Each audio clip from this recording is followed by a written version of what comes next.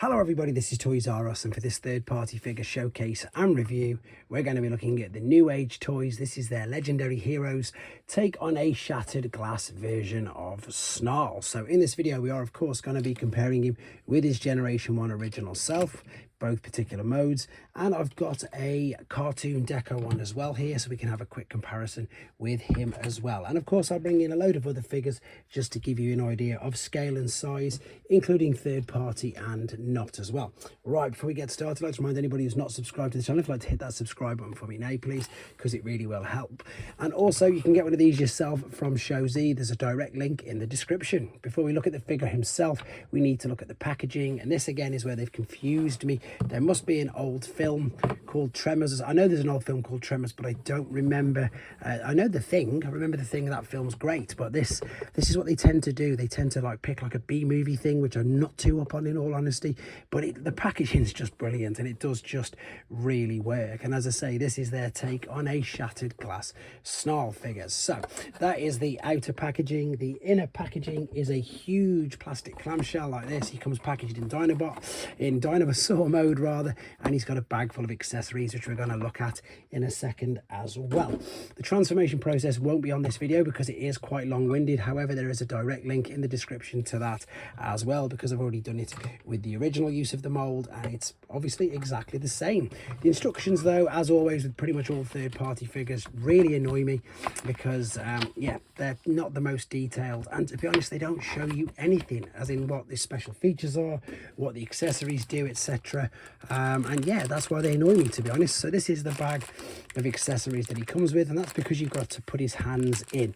Now I don't think any Newage figures that I've reviewed, unless they're the really old ones, in fact no, I don't think any Newage figures that I've reviewed, correct me if I'm wrong guys, have ever came with their fists on. Which, you know, is a good, and it's I suppose it's good and it's bad. It's good because you can choose which fists you want to use. You can see you've got some open palms there, you've got a sword, and you've got a gun. But also it means that I suppose you could lose them, which is one of the negative things. And let's be honest, anybody who owned a Generation 1 Prime will know exactly what I'm talking about. So the other good thing as well though is you can transform them with the fists in. So if you wanted to, you could still do that. So before we have a look at the details, we're going to do the articulation, and of course there is your wrist articulation. The head looks lovely. Them red eyes all of a sudden just sort of popped there. They look great. It is not like piping, it's just a really nice red color in it. The head should do, yeah, it'll go all the way around. You can see it's on that mushroom peg, so it'll go all the way around. It'll look up and down. These are brilliant, by the way. These are so articulated, so you can go back, you can go up on that hinge, out on this hinge. I think there's about 5 or 6 hinges all the way around these, so these are fantastic, and you really can choose. I mean, that's obviously old school like you've just seen, but I like the fact that you can really curl these up, make him look a little bit devilish, as bad as it sounds, but because he's shattered glass, I think that's sort of one of the looks that they sort of do tend to have, a lot of them. But the good thing is, again, you can move that out of the way, so you've got full 360-degree rotation there. You can take the arm out to the side. This is of course for both of them as well. There is a swivel under the shoulder. There is your bicep flexion. We've already seen the wrists. That's where the fists will obviously tuck away inside. Well, they collapse into themselves, to be honest. This is what's really cool about Newage figures, I've got to be completely honest. There is these ab crunches, genuine ab crunches, which are supposed to be there. There's nothing to do with the hip skirts moving. There's nothing to do with any of that. And if you're unfamiliar with Magic Square, well, the same actually, Magic Square or Newage figures, they are dubbed mini masterpiece figures for that exact reason. They've got the articulation of a masterpiece figure, but they're nowhere near, in some cases, as big. So you've seen the ab crunch. The waist will go all the way around as well, completely unrestricted. This is where the hip skirts come in, but you can see they are attached to the leg, but you've got, again, all this range of motion that's in that semicircle there. So can we lift this back up? In fact, look, it's even bigger. You can flick that hip skirt back. That's past the point of the splits, and indeed that is way past the points. If you wanted to get the splits, no problems whatsoever, both ways. You can go to the side as well. There is your thigh swivel or thigh cut, however you want to refer to it. Huge knee bend, and even though the legs look a bit of a mess in my honest opinion, ankle tilt, rock, toe tap, everything going on. Now I wouldn't be surprised if they introduce some little plastic covers to cover all that, exactly like what they did with their take on Grimlock, with their version of Sludge.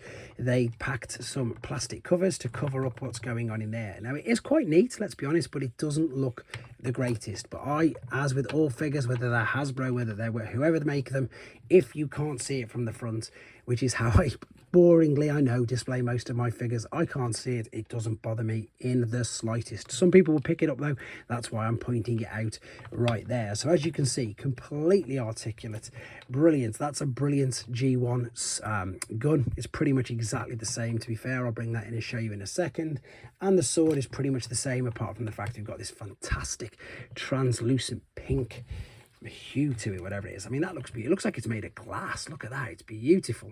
Really is very, very nice. What I might do is just drop this just a teeny bit. That's better, so you can see, I suppose, how good that looks. If I bring in the G1 version, and hopefully nothing else is going to fall over, you can see what I mean about the gun. The guns are pretty much identical, and I wouldn't be surprised if the swords are, to be fair, so apart from exactly what I've just said.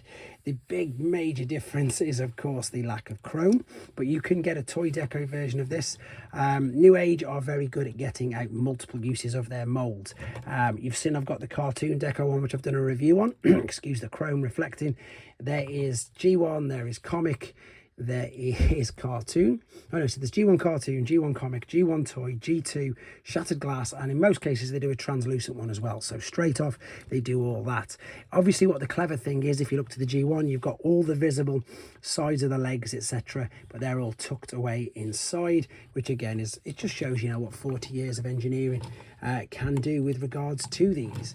They're about the same height though, which does confuse me a teeny bit, but it's because these are classed as legend scale figures, which usually means that they are set to be much, much smaller. But what Newage do very, very well, and my Oracle and Newage Pete will probably comment about the scale, which I want him to do, that's why I've teed him up for it, that of course these are all set to how they were, or how big they all were in the actual cartoon. So in the cartoon, when you would have seen Snarl standing next to Optimus Prime, he would be that much taller.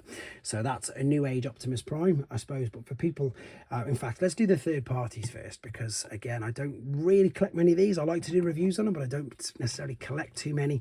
But this is just to give you an idea of scale. So to Newage, there is a Magic Square, and there is an Iron Factory. So again, all figures not licensed by Hasbro or Takara, but they do make transforming figures. That's why they can't use the proper names. Right, so to give you an idea, I suppose if you collect mainline figures, that's core class. I've just had to play around and changed his arm. That's the old Earthrise mold, but with a different deco. So there's the Commander class. So the Commander class is towering over him. What you tend to find these are, but what Newage figures I normally mean, is they're normally round about a bit bigger than core, but not as big as a deluxe. But with these guys, with the Dinobots being as big as they are, in some cases, they're, as you can see, they're quite a bit taller than that Bumblebee was. Anyway, let's see what else I've got knocking around, just to give you an idea of some size. Funnily enough, I've got a G1 Hunger, funnily enough. So not as big as G1 Hunger. Blocky's Megatron, nowhere near as big as him. Let's find some normal. In fact, there's a G1 Prime as well. So there's, in fact, that's the missing link one. So, oh, typical, his toes don't fold up as easy as the G1 Primes do. Yeah, he's a bit smaller than a G1 Prime, isn't he, to be honest? So yeah, as I say, we're talking just a bit bigger than your deluxe figures, in all honesty. Funnily enough, whilst I've got him here as well, there is Newage take on Slag as well. So there we go. That's pretty much all there is to say about this particular mode. Let's come right back and have a look at him in his Stegosaurus mode. Okay, then we're back, and as you can see, he's in his alternate mode, which, to be honest, for me, I don't know what it is about the shattered glass colour schemes. They just really work for me. I just love them on official products, on third-party products. I just think the shattered glass, the whole concept of it for me, just really works, and I'm really excited by them. It looks fantastic. The greens look great. So does the purple. And again, we've got them really bright red eyes, which just, again, it just works. One other thing I want to mention about this is it does feel quite weighty. It does feel quite robust.